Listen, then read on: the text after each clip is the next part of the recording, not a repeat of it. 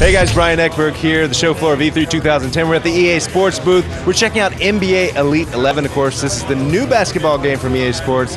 The live franchise is no more. Elite is here, and Connor Dugan is here joining us. Tell us about Elite. I don't even know where to start with this game. Everything is new. Yeah, it's a completely different game, brand new animation system, brand new control scheme.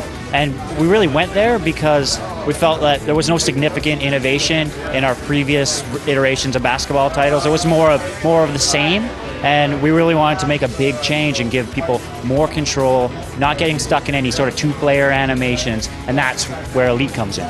So no two-player animations, everything is directly controlled by the player, right? Everything. No two-player animations, you don't get stuck, it's completely responsive. And basically the game does whatever you ask on the sticks. All right, well, speaking of the sticks, why don't you take us through some of this and show us what you can do with just the controller itself? Sure. So if you look at the screen over here, as I move around, the left stick is player movement, and the right stick is the hands. So I can cross over left to right.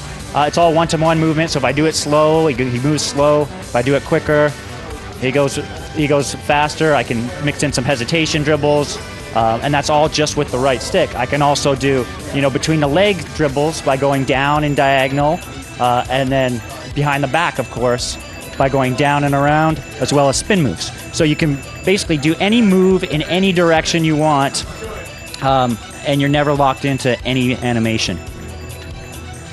Now, I'll go through shooting real quickly. So how shooting works is you basically hold up on the right stick and release at the apex of your jump. And you can see right here, this is my sweet spot, and this is sort of my power. So as I move around, my sweet spots gets bigger and smaller, and that'll be tied to player ratings. Right. So the whole thing is up and release at the apex of the jump, and it goes in. The cool thing is, if I miss left, just like in real life, ball goes left. Yeah. Or if I miss long or short, I'll just do a miss short here, and I hit it off the front rim. Now, that shooting, dunking, is going towards the basket, straight up on the right stick for a dunk, and I can also adjust my shot in midair. Yeah.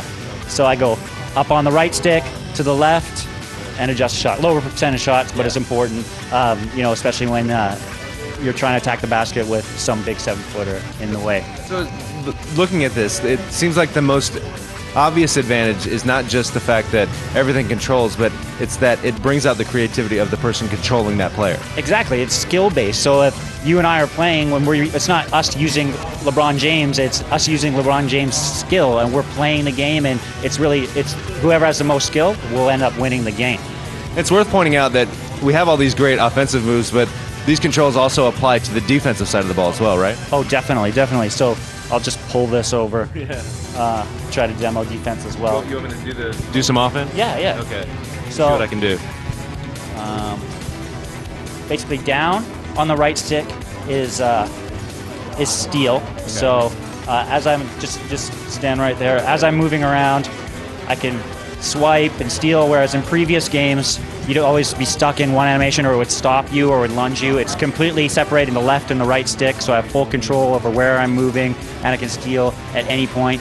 Up on the right stick is for shot blocking. Okay, so and there I go, first one. Nice. And now I can also, for more advanced controls, I can do a little bit of a push slide, so I can tap my left stick to cut off the dribbler. Okay. But if I do it wrong, I can break my ankles. So if you just kind of dribble that way, and then I guess the wrong way, sometimes my ankles will get broken right there. Yeah. Nice. All right. And I can show you some more advanced moves. Please, absolutely. So one thing that a lot of people really like is our hop step, pro hops, Euro steps, and gathers. So to perform a hop step, just tap the left trigger, and you get that big jump stop. You can do that in any direction, so I can attack the basket, gain some separation, step back, and miss my jumper. But yeah, even with King James. Exactly. I can also do sort of a 1-foot takeoff by holding the left trigger, a la more of a Kobe type move. And then we also have the Euro step. So I hold the left trigger and I can steer and step around and slice through the lane, and it's really unprecedented control that you've never had before in a basketball game. I can do a spin gather, finish it off with a dunk. There's also layups as well, so I can roll up left, finish with the left hand, finish with the right hand. It's completely up to me. So I can come across the lane and drop a little floater in with either hand, and that's just sort of the iceberg. I mean, we have back down moves. If you tap the back down, I can fake, I can spin out of that, I can go up and under with either hand, I can drop step with the left trigger and shoot out of that.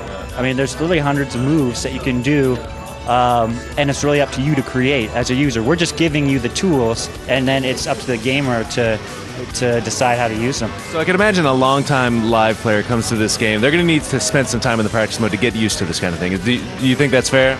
Totally. I mean, there's a learning curve. I mean, for some people it's 45 seconds, some people it's 10, 20 minutes, and really the more you play, the better you're going to be, just like real life. I mean, it's skill-based gaming now, as opposed to just pressing buttons and leaving it up to dice rolls. And absolutely. So obviously a lot of this influence comes from the NHL series, a very successful reboot of that series a few years ago. You're expecting the same kind of success for Elite?